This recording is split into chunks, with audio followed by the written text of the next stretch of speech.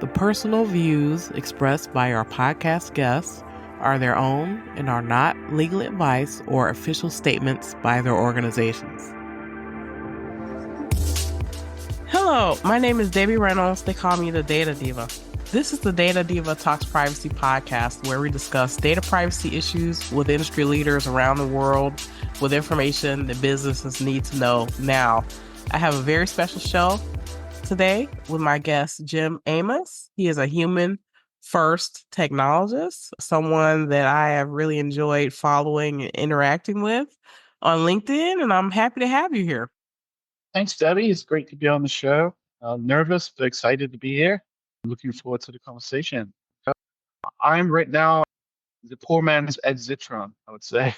I'm the other British critic of AI and technology technosphere right now. I have a long background of working in tech.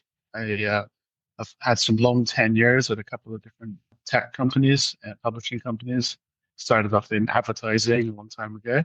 I've worked my way up and worn lots of hats in tech. I've been everything from an individual contributor, software engineer, all the way up to engineering manager and director of a small startup within our company.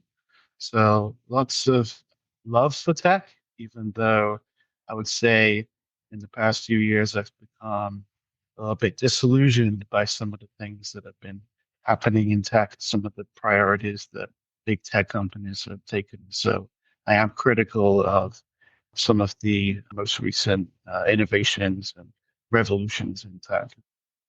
Well, I enjoy your work. I enjoy the things that you say. You know, you're not contrarian, because I think contrarian is like being the opposite of everyone else. But you definitely put on your thinking cap and you provide a lot of information that helps us all kind of engage and have discussions, as opposed to people just, following along the traditional path. So I think that you have a lot to offer in that regard. Let's talk a little bit about some stuff in the news about just AI in general. Mhm. I will say, from my point of view, I'm a data person. So I've been in data for as long as there have been data, practically, in digital forms. And so I've seen a lot of different waves of how people adopt technology and things like that. And so this new wave, people being super excited about AI and hyping it and putting money into it, to me, is somewhat unprecedented, like the amount of hype that we're seeing in artificial intelligence. And I tell people that I am a technology lover, but I don't love everything people do with technology. And I definitely don't agree with some of especially some of the wild claims that are being made about what you can actually do with the technology, because I know, from my perspective and probably yours as well, where you're actually working with companies who are trying to implement these things, what it is like on the real point, Mhm. like how when the rubber meets the road, what happens within organizations, as opposed to someone who's selling a product or trying to hype a particular thing. So what are your thoughts? Right. There's so much to unpack there. I'm also someone who has always had a fondness and a really deep love for technology. I grew up from the age of like 11 or 12. I was tinkering with computers, writing my first adventure games on the Amiga, the Commodore Amiga back in the day. Like tech, I was, you know, really, really into it. I ended up taking a hiatus from all of that, and my degree at university was in English literature.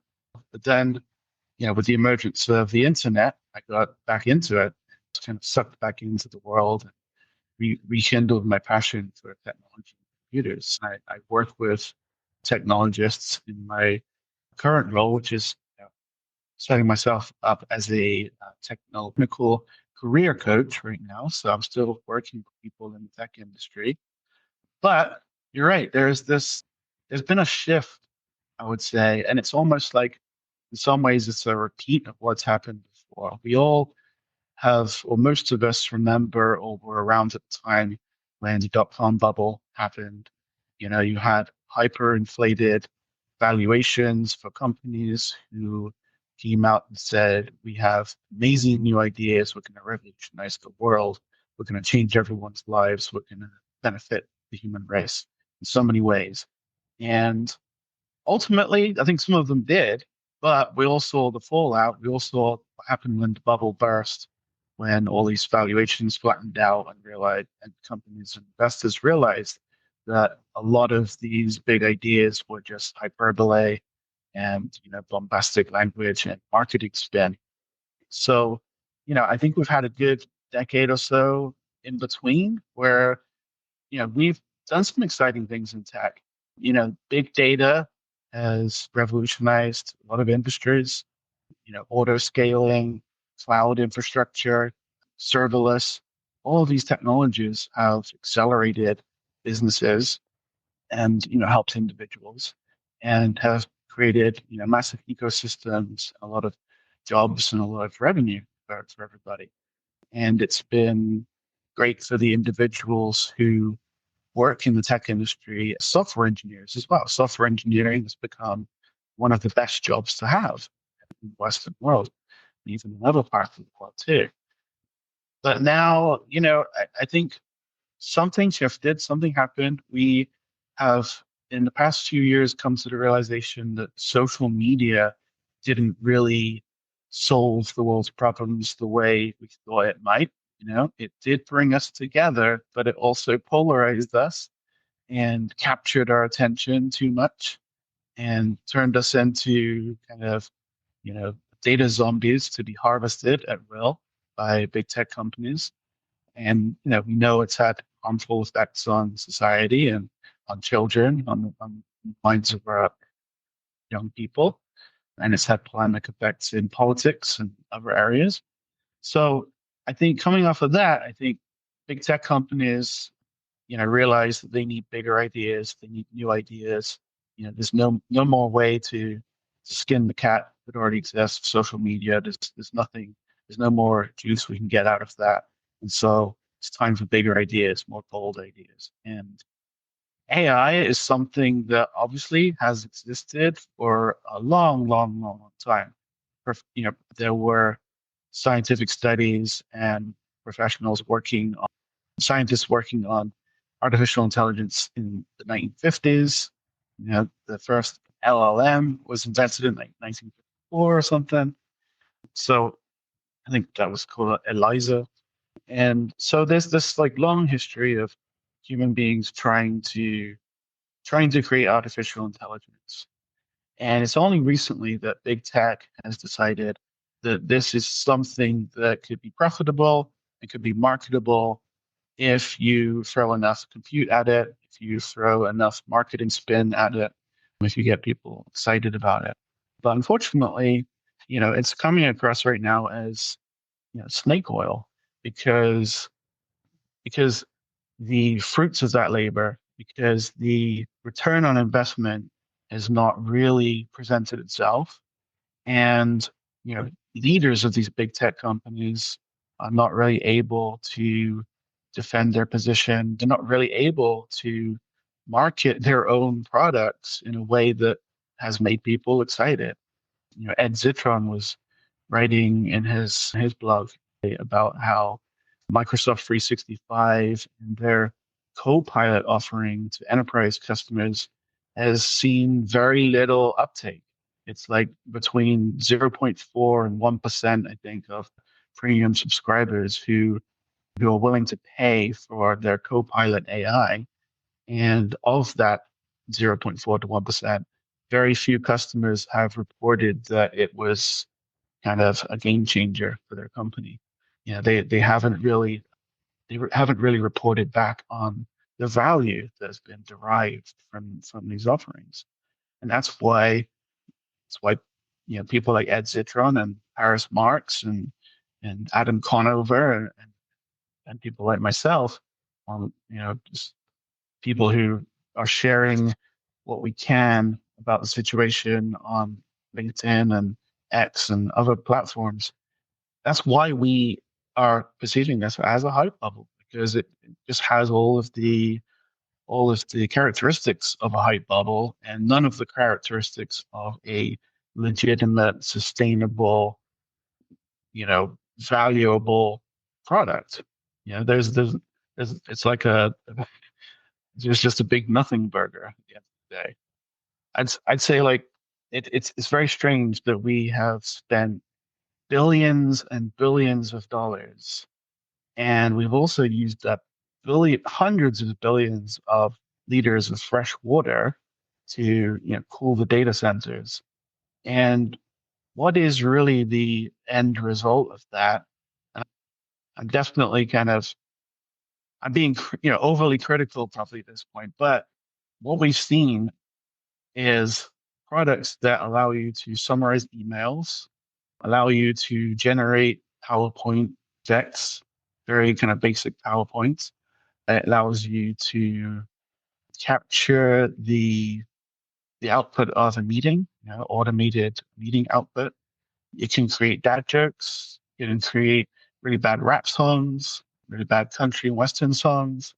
You have these really silly like videos that are not really videos or movies, but really like a series of animated GIFs or vignettes that are heavily modified and stitched together and are completely incoherent. So yeah, it's like, where's the proof of the pudding? Where is the return on investment? We're not seeing it as end users, and I don't think if big and enterprise companies are honest with themselves, I don't think they're seeing it either. I hear a lot of CEOs out there still evangelizing AI as much as ever, but can they prove how it has revolutionized their organization or how it has led to real efficiencies in their production workforce?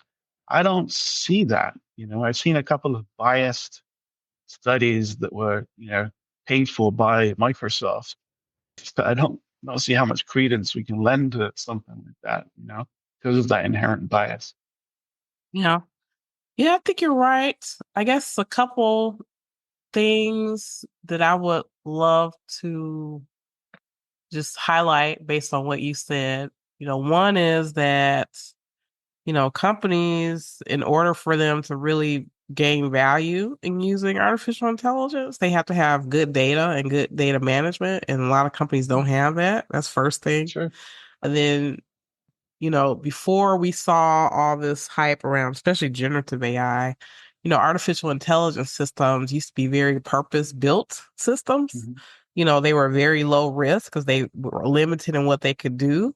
And you Yep. typically had very expert people working on those systems, right? So with generative AI, basically you're saying, let's just let Pandora out of the box. Just let people play with the stuff. When companies adopt these things, what they're doing is taking on risk. So it's kind of profit for the company that's selling it, but it's risk for the company. And so I think some of the issues with people trying to really adopt it within organizations is that they're really thinking about, what is the risk to me? Is it worth the risk to me as a company to be able to Mm. do this? And part of this also is being sold as, okay, well, this is also a replacement for humans, right? But what Sure. people are realizing is that not only is it not a replacement for humans, they actually puts more work on humans to be able to manage these systems. But what are your thoughts? Yeah, absolutely. First of all, you're dead right. Like, really, before generative AI became the kind of the sexy buzzword that everyone's using, I know that there were very talented data scientists and data engineers working at a lot of companies to kind of figure out how to use that proprietary data that the company owns or collects and how to monetize it, how to use it to make sound business decisions using algorithmic logic and using deep learning, machine learning, and all the tricks at the disposal of a really good team of data engineers. And so it's kind of a shame in some ways that this hype around generative AI has directed attention away from the really powerful and probably important work that data scientists have been doing this whole time, for the past decade or more. And that's probably why I find that I have a lot of data scientists following me on LinkedIn. They're just as skeptical as I am in many ways of the generative AI hype because they're saying, hang on, I've been studying and working with this the underlying technology for many years, and it is very powerful, and it is, potentially very valuable to organizations. But you have to do your due diligence. You have to know exactly what data you have, how to use it, how to clean it up for use, how to mitigate inconsistencies, index for normalization of the data, et cetera. And then you have to figure out, okay, what is the best way to use this data in a way that's going to hopefully affect the bottom line. So it really is a distraction away from that kind of work. And I've even seen and heard of companies that have kind of fired their machine language engineers and their deep learning engineers, and then hired people who just specialize in generative AI and prompting and all the things that are being hyped up now, which seems like a huge step backwards to me. We, it's just ridiculous in some ways. And yeah, it just and then the idea that this technology, generative AI in particular, is designed really with the purpose of replacing human beings, right? It's not designed to, it's really, even though it's sold as an augment to human productivity, I think it's really clear that a lot of leaders are thinking of it as a direct replacement, because we've already seen big corporations making massive cuts to headcount, and they give various excuses. And AI definitely comes up as one of those reasons, and I think that will continue. Whether that's true or not, they'll continue to use that as an excuse. But really, if you think about it, generative AI, which is designed to essentially emulate a human being but at scale, to use the collective intelligence of all human beings and to convince us that it's accurate and friendly and aligned with us. There's no other purpose for that kind of technology than to ultimately replace knowledge workers, replace white collar workers. And in fact, I guess where there's a chance for it to replace blue collar workers now that they're putting AI, generative AI into robots. So a lot more blue collar workers will be threatened by robots in factory situations. So yeah, it's the whole all the way down. It's designed to replace human beings. It's disingenuous, I think, to say things like, you know, an AI will not replace you, but someone using an AI will replace you.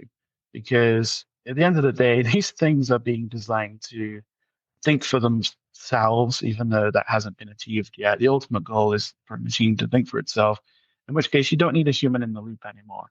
We've already seen generative AI LLMs that can prompt themselves, you know.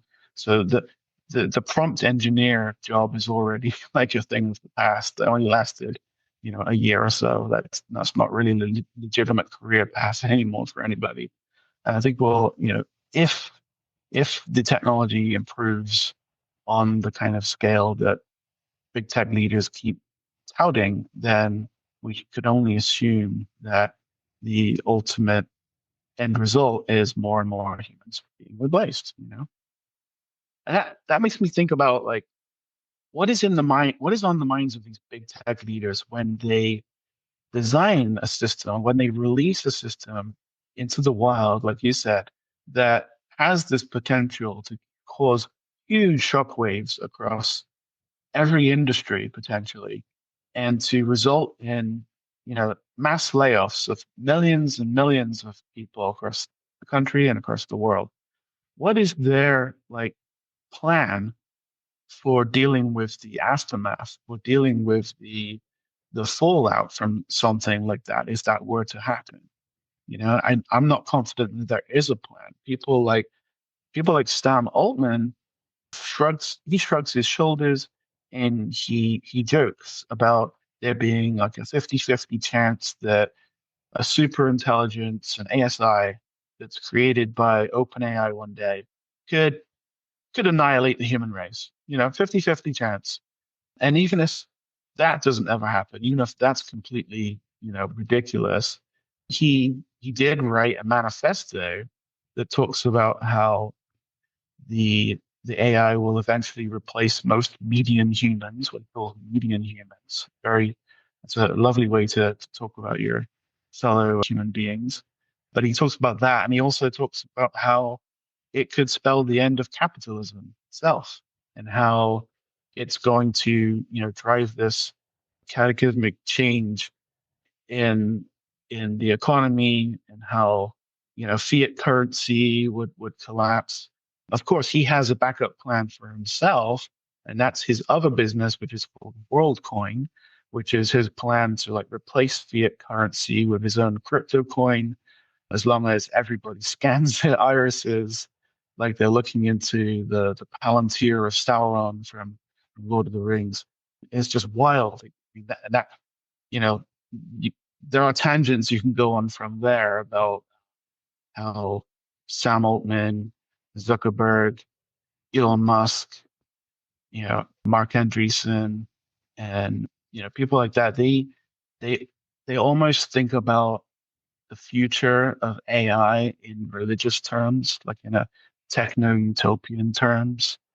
Timnit Gebru, the AI ethicist that was fired from Google, she has had a lot of really great stuff to say about that, about this kind of quasi-religious, like transhuman philosophy that these big tech overlords have. And we can look at that, we can laugh, we can say that that's fine. They can those people can have those beliefs.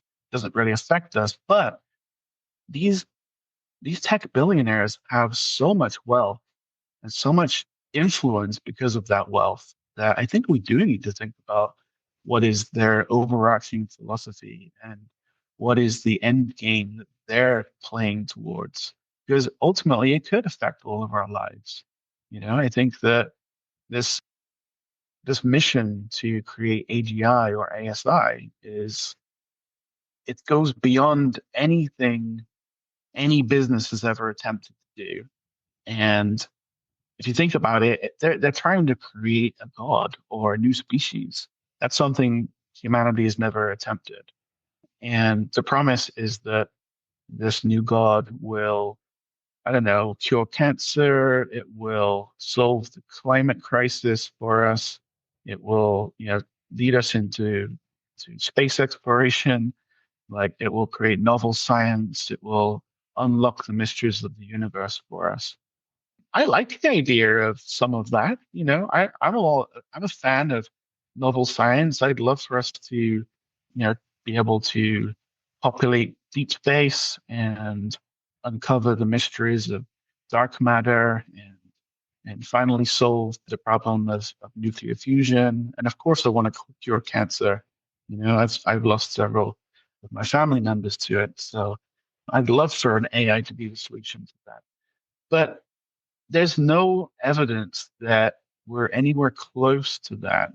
And so it just becomes this pie in the sky idea that these tech leaders are running with, and they expect us to kind of just, you know, run with them and help them market and hype this technology to the point of, you know, just ludicrous levels.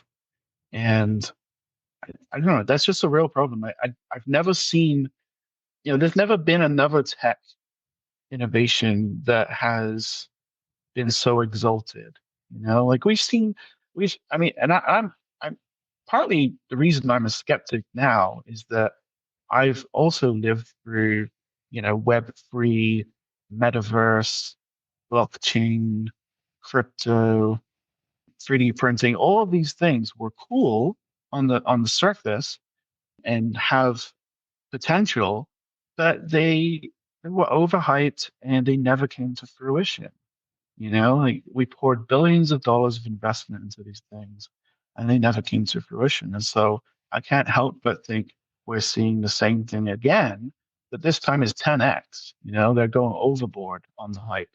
They're literally saying, we're going to create a god, we're going to turn science fiction into reality. And and by the way, science fiction has given us many dystopian scenarios that we should, by now, be conscious of and work to avoid. And yet tech leaders keep kind of doing this thing where like they want to build things that we probably do mostly think of as dystopian, but they somehow interpret it as utopian. It goes back to this, don't build the torment nexus meme, It's like they want to build the torment nexus. And we're all saying why, Well, we should be saying why. I think that's basically what I'm saying with you know, all of my words on the subject so far. I've just kind of pushed back and say, why are we doing this? What problem are we really trying to solve? And will it really benefit us all equally? My hunch is that it won't. Yeah. Yeah. What I'm seeing, companies that do demonstrations of robots when it's actually people in robot suits as opposed to robots, or even things like self-checkout where it's supposed to be you and the machine when it's actually, a cadre of workers being paid like dollars a day to watch video. Yeah. Right? So I feel like what we're doing, how some of these companies are using AI is really to subjugate people, to Mhm. make it seem like the technology is doing it, but it's actually human that's not really being paid or compensated well for their work. And then also, I feel like what these companies are doing with artificial intelligence, especially when they're trying to use it for customer service, what they're doing is shifting the labor to the person, to the consumer. Mhm. So it's not as though the labor goes away. It just means that the company isn't paying for the labor. Like you become the labor, basically. What do you think? Absolutely. Yeah. Yeah. It's very much a Wizard of Oz scenario, right? Like we can easily peek behind the curtain and see that behind the magic of AI, behind the promise of this magical, mystical machine, there is an extractive industry that harms the environment. And there is also an exploitative industry that harms human beings and relies on very low paid human labor in developing nations. And also now more and more, these AI companies are hiring people in America who are being paid less than minimum wage to do the work of classifying, tagging various data sets for the models to learn from. So yeah, exploitative and very extractive. I mean, the tech industry has always been exploitative and extractive, I think, to varying degrees. We all know that there's a certain burden we take on when we buy a new iPhone or a new Android device. We know that the materials for those devices came from very kind of extractive industries, right? Where people are not very well treated in other countries where they have to mine the rare earth materials in order to make those devices. So we already know, we already have some burden to bear just as users or consumers of technology. And so there's nothing new about that. But I do think that it's kind of stepping up. I think that extractive nature of technology and the exploitation that tech companies kind of take for granted and try to normalize is is reaching new levels. That talking about the exploited workers that work behind the scenes in AI, it's not just that they're, poorly paid, it's that they have to work very long hours doing work that leaves them psychologically scarred as well. I, I I don't have the words to even express the detail that some of the articles go into that I've read, but suffice to say, it's nasty work. Looking at some of the most abusive material that's on the internet, having to classify it and sort it and filter it for the AI models.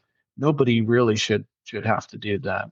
That's one job that I would outsource to AI. If AI can do that job itself, good, because I don't think humans need to be getting PTSD doing that kind of work. But yeah, you're right. There's a lot of this kind of behind the curtains. There are a lot of non-tech things going on. It's the Mechanical Turk. It's it's a guy inside the R2D2 costume there's someone there. And in Tesla's case, and in Figure oh 01's case, I think, I'm pretty sure it's a guy in a tracksuit. We'll see what comes out, but pretty sure it's a guy in a tracksuit, and that's a whole other kind of, you know, a whole other branch of the hype tree is this new robotics movement.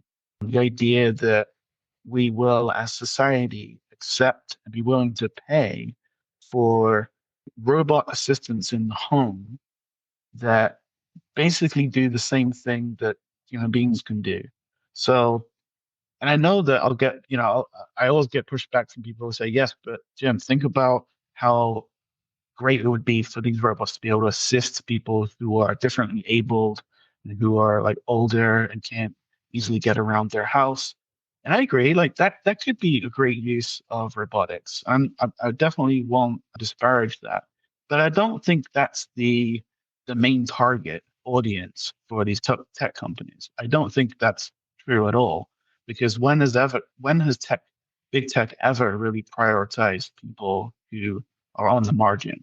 I don't think they have. I think they've done the opposite. They've always gone for the most common denominator.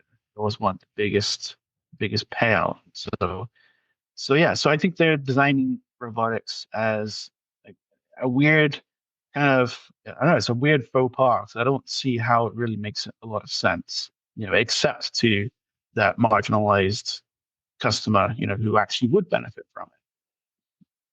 So making that scale and making it safe, and making that so that it doesn't turn out to be, along the scenarios that Isaac Asimov and other science fiction writers have already warned us about, is just a whole another branch of, like, not just the hype tree, but the WTF tree. Like, why are we doing that? What problem are we actually trying to solve?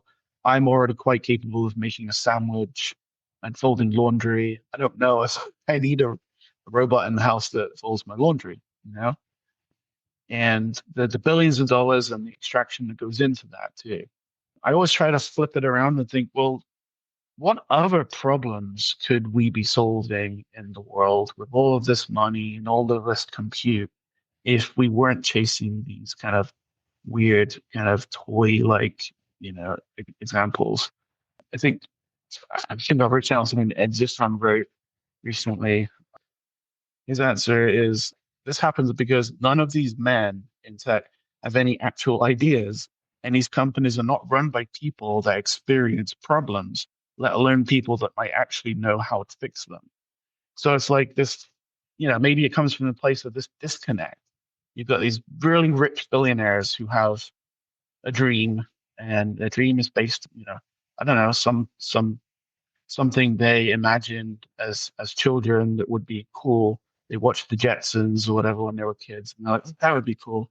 But like, it's not a real problem to solve. It's not something we're all begging for. There are plenty of other real problems in the world that could be solved. And it goes back to, what could we do with the power of algorithms and data science and language learning and deep learning? What could we do with science rather than just chasing these weird pipe dreams? Yeah. Um, like I don't get it. It just seems so wasteful. Yeah. Let's talk a little bit about AI, privacy, and a bit of surveillance. So I remember I saw that post about the video with the robot helper with people like, the elderly or someone who needs, additional help in the house. And, beyond the fact that I would probably buy a baseball bat and dispense with that robot like immediately, I just think it's more surveillance. Mhm. It's more surveillance and data collection beyond anything else. But what are your thoughts about that? Yeah, it is, and that's really the darker side of the kind of data industry, right? Like, I think I think there's a lot to be gleaned from data and a lot of useful things we can do with data, but there is a dark side. We've already, just before the advent of Gen AI, we've already become the product, right? The customer is the product, where we are data, whatever metaphor you want to use, but we're there to be harvested for the data that we can provide so that we can inform their businesses so that they can then sell us more things that they think we need, and also they can make money by selling on that data to other companies for uses unknown, right? We don't really get to consent very much in terms of what that data is used for. And I think you're right. As soon as we have robots in the home and we have technologies like Microsoft Recall in the home, and we have Apple Intelligence on our phones, all of these things are going to be used simply as more ways to harvest the data so that they can profit from their customers. It's a virtuous cycle as far as they're concerned. They recycle us and our data just like the environment recycles air between the oceans and the sky. And it's a thing that will never end as long as they are able to keep selling us these things and wrapping it up in a cool value prop that convinces us that we need these things. So that's really going to be the end goal with robotics, is like just convincing people that they need it, even if they don't really need it. Same old story.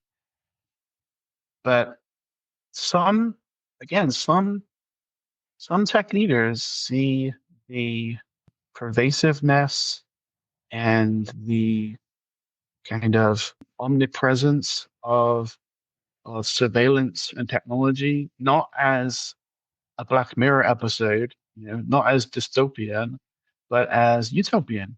Larry Ellison, the second wealthiest person in the world, I think, formerly of Oracle, he said that he imagines this omnipresent AI surveillance system that will make society better. It will optimize society so that we have this perfect system and that nobody ever commits crime anymore. And, everybody is surveilled. So it's like the eye of God will be on you at all times, whether you're religious or not. It will be there, and hopefully it will convince you to be a good citizen. And he can say this with a straight face. He can say this and maybe be surprised that that might raise alarm bells in lots of people, for lots of people, because I don't know, in his mind, it's just some kind of science fiction trope that puts technology on top and paints technology as this thing that can save the world. And it avoids the hard questions and it avoids the hard problems that are really at play when you think about why society behaves a certain way. Right? We do have problems. We do have very deep problems in society. We still have too much hate, too much prejudice, too much racism, too much, hate for marginalized people and for underrepresented people. We have too much political polemicism that is unhelpful and unhealthy. And we have crime, of course. All these problems exist. They're all real and present dangers to the future of our species. But I think it's too easy to just assume you can put AI in a bunch of robots and put monitoring systems in every, nook and cranny, and become a police state and assume that that's going to somehow be the magic solution to all of the problems. It's oversimplified. It's an oversimplification, and it just seems like a very naive approach. Mm. But I do think it'll happen. I think that like there's enough influence at the higher levels. There's enough passion for something like that it probably will happen. I think that to a certain extent, just putting that idea out in the world, if you're a billionaire, can make it happen. They have the power to make those things manifest because they have the wealth and the backing from and the investment backing from people who believe in them. So yeah, I can see us going down a path where we have more and more and more surveillance. As you can tell from my accent, I'm British born, so I'm a British American citizen, but I grew up in England, and England is one of in some cities in England now, it is a police state, right? In London, there is a camera in every possible place you can imagine. Does it does it help? Does it make people behave differently? Maybe, but is it also oppressive and dystopian and disturbing? Yes, and many people believe that. So yeah, I Mhm. don't think it's not something we should be celebrating. I guess I had a theory, and I just want to throw this out to you. And Mhm. so my theory is that the reason why privacy isn't in the Constitution in the US is because the founding fathers had privacy. They had as much privacy as they could possibly stand. So for them, that was not a big issue. And so now, today, what we have is these tech titans that can afford as much privacy as they can stand. So for them, when they talk about surveillance, they mean surveillance for other people and not for them. So what are your thoughts? Yeah, I totally agree with that. I can imagine, the founding fathers had every privilege imaginable, right? And we know that, there are historical records of some quite hypocritical behavior from some of those founding fathers too, do one thing, say one thing, but do another. So there's plenty of historical record of that. And yeah, billionaires in general and the tech billionaires certainly enjoy a level of privacy and, if they want to, a level of isolation that's kind of unprecedented. They have so much wealth, like unbelievable amounts of wealth compared to the rest of the world, that they can build the bunkers, they can buy islands for themselves. Peter Thiel, the original, the original Lord of the Rings villain, he he has bought himself a chunk of land in New Zealand. He's going to hide out in New Zealand at some point. People like Sam Altman and Zuckerberg, they, like I mentioned earlier, they do actually sometimes joke or refer to AI as something that could ultimately harm humanity. But at the same time, they are building these bunkers in isolated locations and fortresses. Jeff Bezos has a fortress somewhere too. So it's very telling, right? It's like they're saying on the one hand, they hope they're building technology that will benefit mankind, humankind, and that will, be an accelerant for our species. But on the other hand, they're kind of making sure they have a plan B. They're making sure they have a well-stocked bunker that they can hide out in if shit hits the fan. Or going to And Jupiter? yeah, oh, exactly. Yeah. And then, yeah, Elon Musk's plan and Jeff Bezos is also there, right? Yeah, we're going to escape the planet entirely, you know, which was like very effectively lampooned in that Netflix movie, Don't Look Up, right? Like that was excellent because, yeah, that's the way they think. It's like, yeah, we're not attached to this planet, or we're not attached to this species. We're so much better and more evolved and better equipped, and we have all this wealth and power that we can kind of ride out any storm. We can avoid whatever calamity might occur, even if it's a calamity that I started. You know, it's like that's the ultimate kind of privilege, I guess, right? It's the privilege to, if you want, you can kind of start the destruction of the world or the species, but then just kind of hop on a spaceship and take the easy way out. Yeah, Earth is for poor people, I guess. Yeah, for sure. Yeah, yeah. Earth is just for all the losers that couldn't figure out how to earn $1 billion. It's our fault because we just couldn't rise to the occasion. Not even though like a lot of these billionaires got started with trust funds, and as what we call in England silver spoons. They all got started somehow. So yeah, it's very Yeah. disturbing. We talked a little, you touched on this a bit, but I want to come back to it a bit. And this is about artificial general intelligence. And so my concern, first of all, it's never going to happen. So a computer will never be human. So I don't know, I know why people like to say that because it keeps those checks coming in. People are fascinated by this whole sci-fi idea that somehow humans that robots or technology will take over humankind. And so I guess my concern, and maybe this goes back to the Turing test. I want your thoughts here. So for me, it's not about technology becoming like humans. It's about humans abdicating their human judgment to AI or computers. What do you think? That's very perceptive. I like that. That's definitely crossed my mind too. I agree with you. Like at least on our current trajectory and with the current techniques and underlying technology that we're using right now, I don't think we're on a course for AGI or ASI.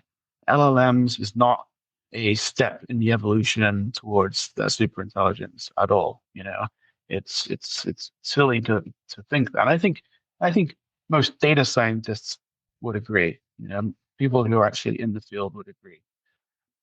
So, but yeah, I also agree with the fact that there is a, a very real risk here that the more we outsource our intelligence or outsource our cognitive functions to these hallucinatory, inaccurate machines, that we will not only will we suffer some kind of cognitive decline, we're already seeing maybe the beginnings of that in schools where kids are, choosing to use ChatGPT and other tools to do their homework.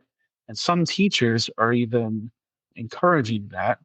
Professor Ethan Mollick, who I've disagreed with for a long time, has been teaching his students to do just that at the degree level, to just use chatbots to help with their work, and it has even asked them to imagine a world in which these chatbots are able to surpass them, which I can only imagine how demoralizing that is for a student to be told, you haven't even graduated yet, but these robots are probably gonna like replace you before you even begin, before you even enter the workforce. You don't have a chance. Great message for a professor to be given. Anyway, but yeah, it's this idea that we're probably gonna suffer some kind of cognitive decline. Maybe we're headed towards idiocracy because we are using generative AI as a crutch when we don't need it. I've already seen it, and there have been examples, the Google ad where, they were encouraging like a child to write a letter to their hero using ChatGPT. And like, I'm glad there was so much backlash. It shows that people, in general, a lot of people still have the right idea about who they are and who we should be, because there should be backlash against that, right? Like, why would you need a machine to basically take the place of your own cognitive and psychological and emotional functions? That's going to be a recipe for disaster. That's going to be a recipe for a society that becomes more isolated, becomes less able to communicate effectively, less able to, make friends and community. It's gonna affect our ability to create and sustain communities. And not only that, I think because the LLMs are designed to convince us that they are accurate and they're aligned with us, because they do a good job of kind of manipulating us psychologically. I think we tend to anthropomorphize them, and that means we tend to trust them when we shouldn't. And so, we're trusting them to tell us things that are patently untrue. And we saw that with the Google suggestions that went viral. Google telling us to put glue on our pizza. Pregnant women should only smoke 3 cigarettes a day, whatever. And it's like, okay, at the moment, I feel good that there's enough skepticism in everyday culture and society to be able to recognize that these tools are broken and are hallucinating and are not telling us the truth. But the more we use them and the more they proliferate through our tools and through our lives, I think there is this danger that we'll start to rely on them and start to trust them more and more, even when they're probably still inaccurate and they're still hallucinating and they're still giving us disinformation. Not only that, but like who controls the LLM's output? There are a handful of big tech companies who can control what these chatbots ultimately say. They call it guardrails, but they can through those guardrails they can actually manipulate what is being said and what is being returned.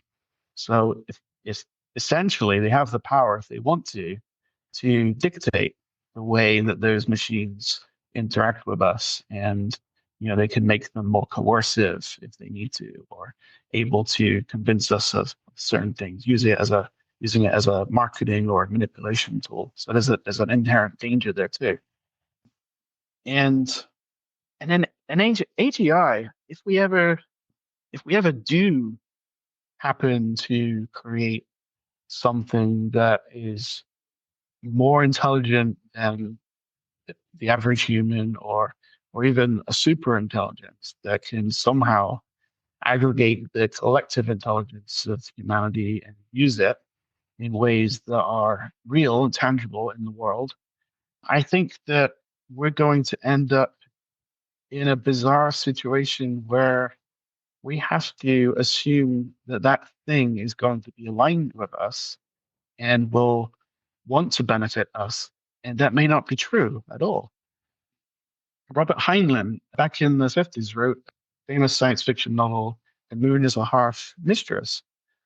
And first of all, Robert Heinlein was a bit of a douchebag, so I'm not really not a proponent of his works, but he did write this interesting novel, The Moon is a Harsh Mistress. And one of the core characters in that novel is a super intelligent AI that controls pretty much every system on Earth in this imagined future.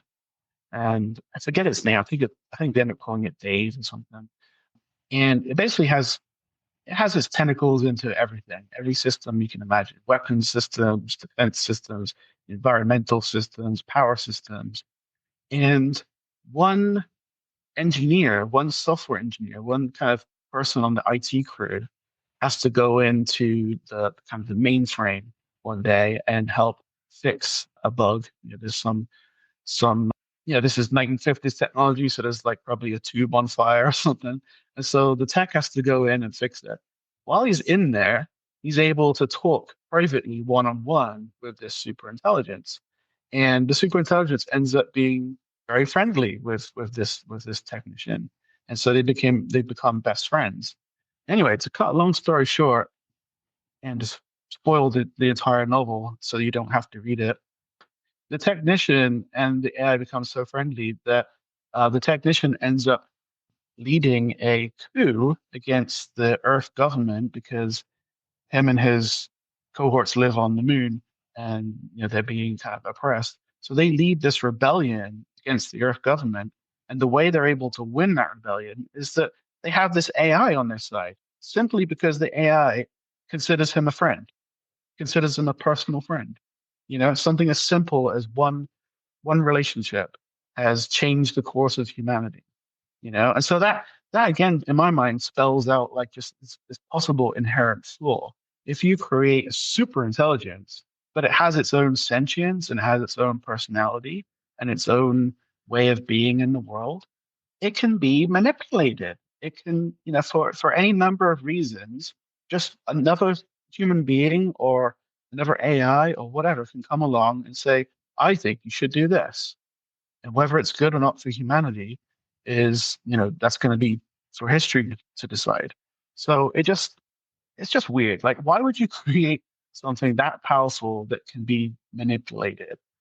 Human beings are already corruptible, manipulatable, and there's already ways to cause a lot of damage on this planet if you can corrupt or manipulate a world leader, for example. That's already, a danger, but it's a clear and present danger, and we have checks and balances around it most of the time. Super intelligence and AI and AGI, whatever, could be completely, unfettered and free to do whatever it wants with disregard, total disregard for the people that created it. You know, so Mhm. so it's like, to what end? What's the purpose? What's the point? Why would we do this? Oh, and another way to look at that from a different angle is also the business angle. So as a business, if you were an investor and OpenAI came to you and said, hey, we'd like, $100 billion, maybe they're talking to like BlackRock or something. We'd like $100 billion invest in our company. We are going to build AGI. Maybe there's a chance that that AGI, if it ever comes to fruition, either destroys or saves humanity in some way. But where is the return on investment for those investors? They're looking for a quick turnaround. They're looking for, to double their money or triple their money or 10x their money. They're not looking to cure diseases or fix climate change or any of these big, existential crises that we may be, facing. That's not what they're in it for. So I don't understand what the value prop is for investors right now. There is, as far as I can tell, there is nothing there, unless there's something that these tech leaders have been talking about behind the scenes, some other big thing that they can use to create this kind of value, this return on investment. So yeah, even from a business point of view, it just doesn't make a whole lot of sense. Yeah. Well, if it were the world according to you, Jim, and we did everything you said, what would be your wish for AI, even privacy, anywhere in the world, whether it be human behavior, regulation, or technology? I just think like I still believe that technology overall can do good. I think it can be a force for good. And I think AI could be a very, on a scientific level, AI is a worthwhile exploration, just like exploring deep space or exploring our inner space or exploring the world's oceans. I think as a scientific endeavor, it has merit. I think we should continue to pursue it, but it should have the same kinds of guardrails around it that we at least tried to have around like nuclear proliferation, right? Something that's that potentially dangerous should have extreme guardrails around it. There should be agreed upon global rules and regulations about how it's used. It shouldn't it should already not be in the hands of the public, not without a plan for how it affects the public. So I think it needs regulation, it needs systems and measures that and checks and balances. And I do think it would be very interesting if an AI can when I think really, when I think of the good that AI can do, I'm not really thinking about generative AI. I'm going back to what can algorithmic AI do? What can we do with the world's data? And like, what can we do in terms of looking at patterns in the data and and finding ways that those patterns can lead to real solutions. So, we could cure cancer, maybe, potentially, right? If we have a massive, gigantic body of data that shows this is how cancer presents itself in these situations, in these patients, the human mind can't possibly extrapolate and correlate all of that data. We can have a million people working on it and mistakes will be made and things will be forgotten or missed. We can have AI look at that with, extreme scrutiny and figure out, the pattern that might emerge that then leads to a cure or a preventative measure, things like that. So I do still believe in machine learning and deep learning and how to do good. And so I hope we still pursue those things. I just want to put some reins on the big tech companies who are just hyping it up. And I just want society to remain skeptical and to continue to use their critical thinking, value judgment when applying it to things like generative AI and to just not believe the hype. There's a lot of skeptics out there who are and a lot of just professionals and data scientists and ethicists who are speaking the truth. So if you listen to them, and I don't count myself among them, I'm just someone who's trying to help spread their word most of all. But there's a lot of great professionals out there who are speaking the truth. And if we listen to them, I think we might be okay. But if we listen to the Larry Ellisons and the Mark Andreessens of the world, I think we're going to be in big trouble. So yeah, I want there to be the shift towards back towards critical thinking, science, logic, rationale, and also maybe it can also help us to make sure even on the business level we're looking for actually tangible ROI value rather than pie in the sky, unicorn dreams. That's perfect. I agree with that wholeheartedly. Well, thank you so much for being on the show. I'm really excited that we were able to talk, and I love your writing and your work. So people definitely follow Jim. You're doing some great stuff. I love your thought leadership and the way that you express yourself. And I'm sure we'll talk to each other again on LinkedIn soon. Thank you, Debbie. It's been my pleasure. This is a very big subject, as you can imagine, right? And it can be explored so many different ways, but it's a great thing to talk about, and an important thing to talk about. So thank you for inviting me and giving me the space to share a few things today. Yeah, it's great. It's great. Well, we'll talk soon. Thank you so much. All right, bye for now.